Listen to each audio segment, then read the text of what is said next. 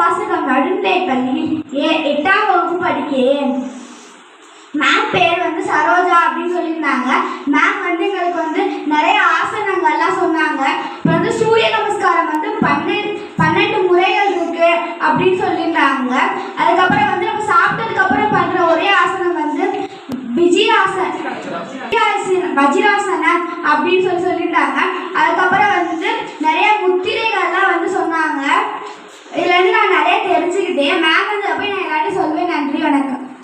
Hotel chairman Manika வாசகம் நடுநிலை பள்ளியில் 8ஆம் வகுப்பு படிக்கிறேன். மேம் சொல்லியிருந்தாங்க, இப்போ நம்ம யோகா இந்தியாவில் தான் நம்ம பண்றோம் அப்படின்னு சொல்லியிருந்தாங்க.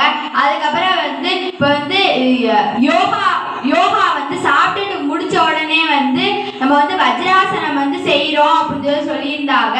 அதுக்கப்புறம் நம்ம நிறைய ஆசனங்கள் இருக்கு நம்ம அப்படின்னு சொல்லியிருந்தாங்க. எங்களுக்கு செஞ்சு காமிச்சாங்க. மேம் எனக்கு ரொம்ப பிடிச்சிருந்துச்சு. அவங்க சொல்லி கொடுத்த எல்லா விஷயத்தையும் போய் நான் தெரிஞ்சது இல்லாமல் எல்லாத்தையுமே சொல்லுவேன். நன்றி, வணக்கம்.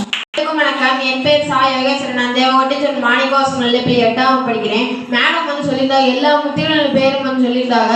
அது பெயர் மட்டும் இல்லாமல் அது கூட பயன்கள்லாம் சொல்லியிருந்தாங்க.